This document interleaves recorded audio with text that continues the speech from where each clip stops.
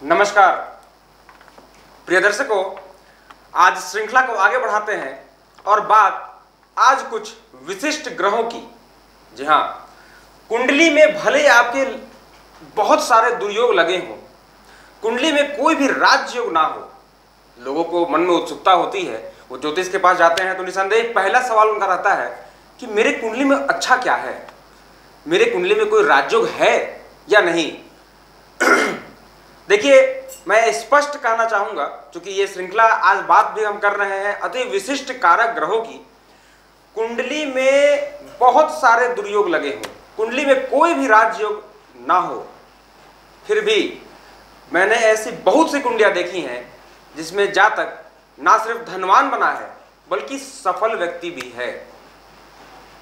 प्रश्न उठता है कैसे? कुंडली के 12 घर में कुछ ऐसे भाव हैं जिससे भाव विशेष में कोई ग्रह यदि बैठ जाए तो वहां विशिष्ट कर्ता हो जाता है, अति विशिष्ट कारक हो जाता है। यानी वो ग्रह बाध्य हो जाता है जातक को अच्छा फल देने में। लग्न कोई भी हो सकती है, राशि कोई भी हो सकती है, मायने नहीं रखता। आज बात विशिष्ट कारक ग्रहों की। हम शुरुआत करते हैं ग्रहों के राजा सूर्य से। जी हां, कुंडली के 11वें घर में अर्थात एकादश भाव में, 11th हाउस में यदि सूर्य विराजमान हो, लग्न कोई भी हो सकता है, शनि लग्न की ही कुंडली हो, मान लीजिए मकर लग्न की ही कुंडली है और सूर्य एकादश भाव में बैठे हों, तो निसंदेह ऐसे जातक को जीवन पर्यंत धन की कमी कभी नहीं होगी। सुबह से लेकर शाम तक पैसे के लिए परेशान रहेगा, लेकिन पैसा आएगा और काम हो जाएगा। यानी कोई भी काम पैसे की वजह से ऐसे जातक का रुक नहीं सकता। भले कर्ज के माध्यम से ही पैसा आए, लेकिन आएगा और जातक का काम निसंदेह हो जाएगा। जी हां, तो सूर्य यदि एकादश भाव में विराजमान है तो ऐसे जातक को जीवन पर्यंत पैसे की दिक्कत नहीं होती। एक बात और मैं यहां कहना चाहूंगा कि उम्र के 32 वर्ष के बाद ऐसे जातक का भाग्य उदय होता है। जी हां, और 32 से 40 की आयु तक वो हर कुछ पा लेता है जिसकी चाहत उसे होती है, अर्थात घर, मकान, गाड़ी, संपत्ति, सब कुछ। तो सूर्य का एकादश में होना, आप अपनी कुंडली को खोल के देखिए, यदि है तो निसंदेह निश्चिंत हो जाइए, धन की कमी प्रकृति ने आपको नहीं दे रखी है। वहीं बात करते हैं चंद्रमा की। चंद्रमा यदि लग्न में अर्थात कुंडली के पहले भाव में, पहले घर में और कुंडली के ठीक 7वें यानी लग्न के सामने वाले घर 7th भाव में यदि विराजमान हो तो ये भी यहां पे अति विशिष्ट कारक अवस्था में आ जाते हैं। ये करते क्या है समझिए। चंद्रमा सौम्यता को दर्शाता है, मधुरता को दर्शाता है। जातक के लग्न में यदि चंद्रमा विराजमान हो जाए तो ऐसा जातक समाज का प्रिय हो जाता है। क्यों? क्योंकि ऐसा जातक का जो वाणी है वो अति मधुर होता है, यानी मिश्रित मिला हुआ। अब सीधी सी बात है कि आज के युग में जहां हिंसा हर जगह देखने को मिल जाती है, चाहे बालक हो, वृद्ध हो या युवा हो, गुस्सा तो जैसे उनके नाक पे ही बैठा हो, और उस जगह ऐसा व्यक्ति हमें मिल जाए जो प्रिय बोलने वाला हो, मीठा बोलने वाला हो, लगे कि जैसे बिल्कुल ये मेरा अपना हो, ये हमारे बारे में सोचता हो, तो निसंदेह समाज में ऐसा जातक लोकप्रिय होता है। ऐसे जातक का सम्मान हर व्यक्ति करता है। सीधी सी बात है कि ये मीठा बोलता है। तो लग्न में अथवा 7th में चंद्रमा यदि विराजमान हो जाए तो ऐसा जातक समाज में सबका प्रिय हो जाता है, और ये ऐसा गुण है जो आपको हर कुछ देने में सामर्थ्यवान है। कैसे? यदि आप किसी भी बड़े व्यक्ति के प्रिय हो जाए तो उनकी सहायता से, उनकी कृपा से आप निसंदेह आगे बढ़ जाएंगे, आपको हर किसी से सहयोग प्राप्त होगा। तो कुंडली खोल के देखिए, यदि लग्न में और 7th में चंद्रमा विराजमान है तो कहने की आवश्यकता नहीं, आप हैं, प्रसिद्ध हैं। बात मंगल की। देखिए, कुंडली के 10वें घर में अर्थात 10th भाव में यदि मंगल विराजमान हो यहां पे मंगल अति विशिष्ट कारक हो जाते हैं। मंगल दशम भाव में दिग्बली भी होते हैं, अर्थात इन्हें दिशा बल भी प्राप्त होता है, क्योंकि कुंडली का दशम भाव यदि दिशा के अनुसार देखा जाए तो दक्षिण दिशा होता है और सूर्य और मंगल यहीं पे दिग्बली होते हैं, यानी इन्हें दिशा का बल प्राप्त होता है। शास्त्र में यह भी कहा गया कि मंगल यदि दशम भाव में विराजमान हो किसी भी कुंडली में तो निसंदेह ऐसा जातक कुल का दीपक होता है, अर्थात कुल को तारने वाला, कुल का नाम रोशन करने वाला शख्स होता है। तो कुंडली के दशम भाव में यदि मंगल विराजमान है तो आप देख लीजिए, निसंदेह आप आर्मी में, अर्थात आर्मी में यानी किसी बड़े पदवी पे जैसे ब्रिगेडियर होते हैं, तो मंगल का दशम में बैठना और कहीं ना कहीं अगर आप आर्मी में हैं तो आप निसंदेह एक उच्च पदस्थ अधिकारी के रूप में होंगे, या नहीं है तो हो जाएंगे, इस बात की मैं पुष्टि करता हूं। दूसरा, डॉक्टर, मेडिकल लाइन में जो सर्जरी करते हैं, अर्थात सर्जन, और सर्जरी करना कोई आसान काम नहीं, इसके लिए भी बहुत बल चाहिए मन में। तो मंगल यदि दशम भाव में बैठे हो तो निसंदेह ऐसा जातक बेहद अच्छा सर्जन पाया जाता है। तो सीधी सी बात है कि अब इतना बड़ा सर्जन होगा, इतना पराक्रमी होगा, कहीं ना कहीं आर्मी से जुड़ा होगा और क्षमता इतनी कि जो चाहे वो कर सके, तो जग जीतने में इसे दिक्कत नहीं आती। तो ये ऐसा जातक अपने कर्म के बल पे हर कुछ पा लेता है। तो मंगल यदि दशम भाव में आपके बैठे हों तो कहना नहीं, भगवान का विशेष कृपा आपके ऊपर विराजमान है। वहीं बात करते हैं बुध की। जिस प्रकार मैंने सूर्य के बारे में बताया कि सूर्य 11th हाउस में विराजमान हो जाए तो ये अति विशिष्ट कारक हो जाते हैं, उसी प्रकार से बुध ग्रह यदि कुंडली के एकादश भाव अर्थात 11th हाउस में बैठे हों तो यहाँ पे बुध ग्रह को भी अति विशिष्ट कारक कहा गया है। देखिए भेद है, सूर्य बैठेंगे तो आपका कोई भी कार्य रुकेगा नहीं पैसे की वजह से, लेकिन बुध का यहाँ पे विराजमान हो जाना इस बात को बताता है कि ऐसे जातक का आय का जो स्रोत होगा वो एक से अधिक होगा। वहीं ऐसा जातक जिस भी जगह हाथ मार ले वहां से पैसा कमा लेगा, अर्थात मिट्टी में हाथ मारे तो सोना निकाल दे, इस प्रकार का बुद्धि का तीक्ष्ण होता है ऐसा जातक। और अपने बुद्धि के बल पे, अपने वाणी के बल पे, चूंकि बुध इन दोनों के कारक हैं, अपने वाणी और बुद्धि और चातुर्य से हर जगह अपना काम साध लेने वाला होता है और धन की कमी इसे जीवन पर्यंत कभी नहीं होती। जी हाँ, कुंडली में यदि एकादश भाव में बुध विराजमान है तो आप निश्चिंत हो जाइए, पैसे की कमी आपको नहीं होगी। वही बात देवगुरु बृहस्पति की। देवगुरु बृहस्पति यदि कुंडली के 9वें भाव में अर्थात नवम भाव 9th हाउस में विराजमान हो तो कहना नहीं, आप पूर्व जन्म में किसी, या तो आप स्वयं अति विद्वान व्यक्ति थे या फिर कोई ऋषि थे। देखिए कुंडली के 9वें भाव में देवगुरु बृहस्पति यदि विराजमान हो और कहीं ना कहीं से कर्क राशि में विराजमान हो तो इस बात को पुष्टि करता है ज्योतिष शास्त्र कि हाँ आप ज्ञानी हैं, परम ज्ञानी। आपने पूर्व जन्म में और कई जन्मों में आपने जो ज्ञान है उसे अर्जन किया है और गुरु का 9वें भाव में विराजमान होना इस बात को प्रदर्शित कर रहा है कि आप निसंदेह ज्ञानी हैं। ऐसे जातक के अंदर आत्मिक ज्ञान बहुत ज्यादा होता है। देखिए ज्ञान दो प्रकार का है, एक किताबी ज्ञान होता है, हमने किताब से पढ़ लिया, एग्जाम पास कर लिया, और एक होता है आत्मिक ज्ञान जो अंदर से आता है और वो बात एकदम सत्य होती है। तो ऐसा ज्ञान यदि किसी भी व्यक्ति के पास है तो निसंदेह देवगुरु बृहस्पति की विशेष कृपा है आपके ऊपर, और 9वें भाव में कहीं ना कहीं से देवगुरु बृहस्पति आपके विराजमान है, पहला चीज। दूसरा, देवगुरु बृहस्पति यदि 9वें भाव में बैठे हों तो इनकी दृष्टि पड़ेगी आपके लग्न पे।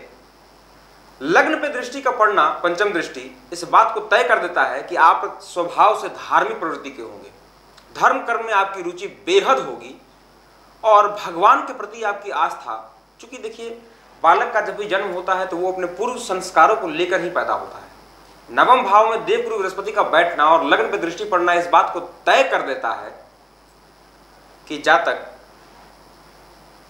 बेहद धार्मिक और धर्म कार्यों से जुड़ा हुआ रहने वाला है।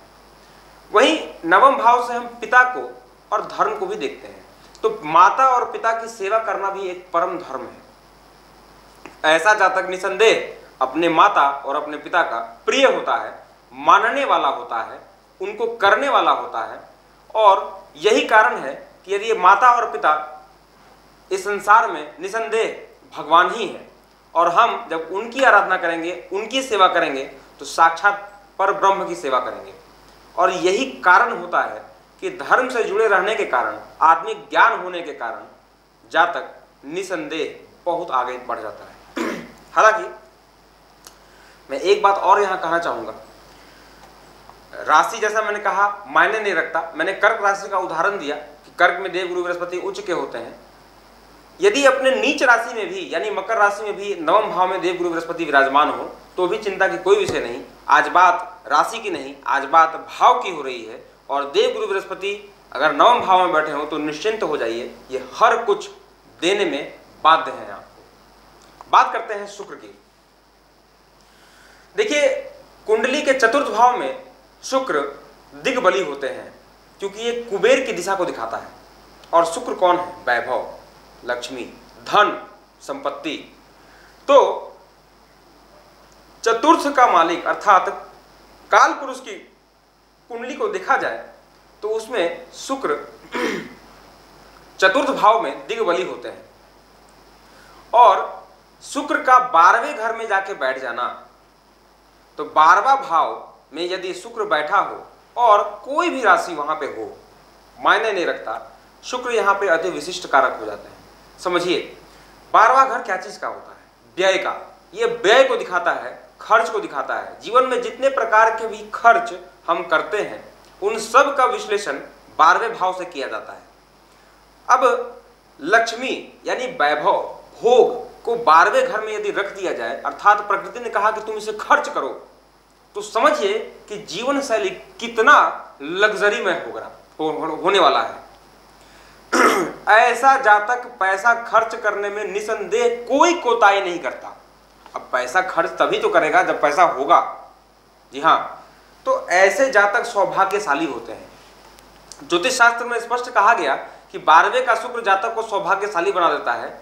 ऐसा व्यक्ति एक छोटे से झोपड़ी में भी यदि जन्म ले तो अपने जीवन काल में ये झंडा गाड़ने वाला होता है, अर्थात अपने बलबूते, अपने दम पे सब कुछ करने वाला होता है, हर ऐश्वर्य को भोगने वाला होता है, बड़ी बड़ी गाड़ियों का शौक होता है इन्हें, और निसंदेह खरीदते भी हैं ऐसे जातक।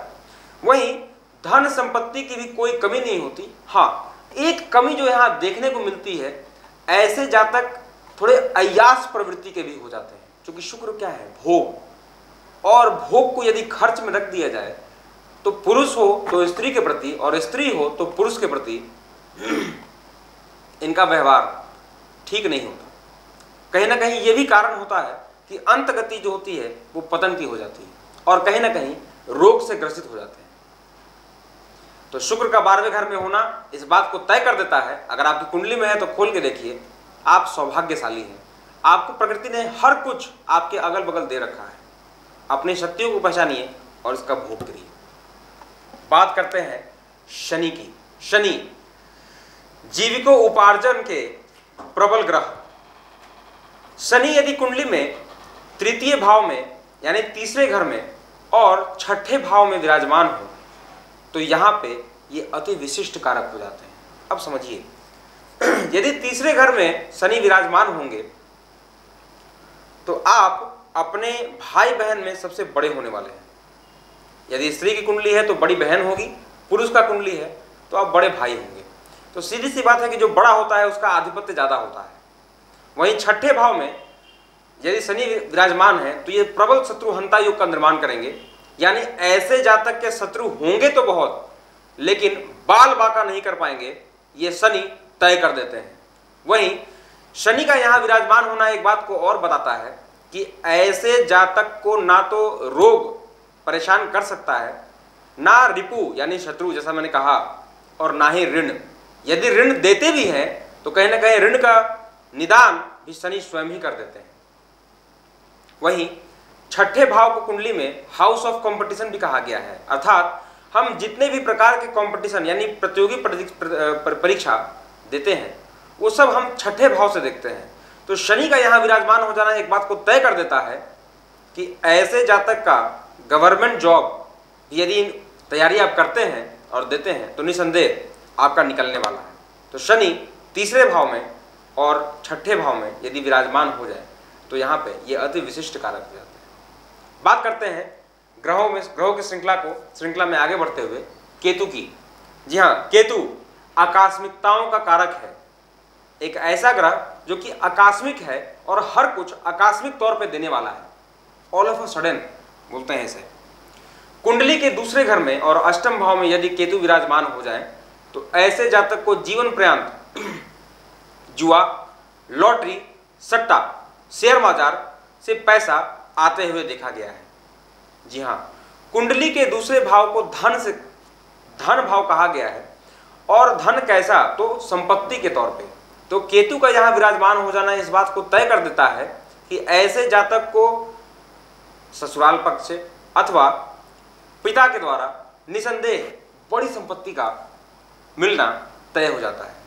आपने सुना होगा कि किसी व्यक्ति ने बड़े सस्ते में जमीन खरीद लिया था और आज उस जमीन की कीमत बहुत हो गई है और वो जमीन किसे मिला, तो उसके पोते को।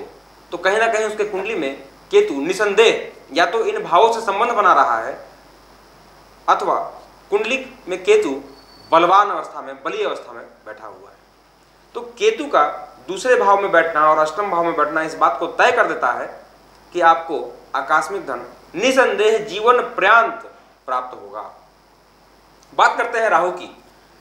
कुंडली में तीसरा भाव, छठा भाव और दसम भाव में यदि राहु विराजमान हो तो ये अति विशिष्ट कारक यहाँ पे हो जाते हैं। देखिए, अमित शाह जी की कुंडली की यदि बात की जाए तो राहु इनके दसम भाव में विराजमान है। जी हाँ, ये जातक और कूटनीतिज्ञ, राजनीतिज्ञ बनाते हैं। दसम भाव को देखते हैं कर्म भाव से, कैरियर हाउस से। तो ऐसा जातक जुगाड़ू प्रवृत्ति का व्यक्ति होता है, सेटिंग गेटिंग करने वाला होता है, जोड़ तोड़ में माहिर होता है और किसी प्रकार से भी जुगाड़ बैठाकर अपना काम सिद्ध करने वाला। यदि ऐसे जातक को समाज में आप देख रहे हैं तो निसंदेह इस बात को तय मानिए कि राहु कहीं ना कहीं दसम भाव में विराजमान है। कुंडली के तीसरे भाव, छठे भाव और दसम भाव में यदि राहु विराजमान हो तो सोचना नहीं है, कहना नहीं है, आप निसंदेह प्रबल शत्रुहंता है। यानी राहु का छठे में बैठना इस बात को बताता है कि शत्रु होंगे तो बहुत, लेकिन आपका कुछ बिगाड़ नहीं पाएंगे। यदि गलती से भी आपसे लगते हैं तो कहीं ना कहीं उनकी ही बड़ी नुकसान हो जाती है। तो आज बात अति विशिष्ट कारक ग्रहों की हुई। जैसा मैंने बताया कि आपके कुंडली में भले कोई शुभ योग हो या ना हो, दुर्योग हो, लेकिन फिर भी यदि जो ग्रह जिस भाव में मैंने बताया यदि विराजमान है तो आप निसंदेह इस बात को जान लीजिए कि आपको प्रकृति ने कुछ विशेष चीजों से नवाज दिया है। फिर हम एक नए श्रृंखला के साथ जुड़ेंगे, तब तक के लिए नमस्कार।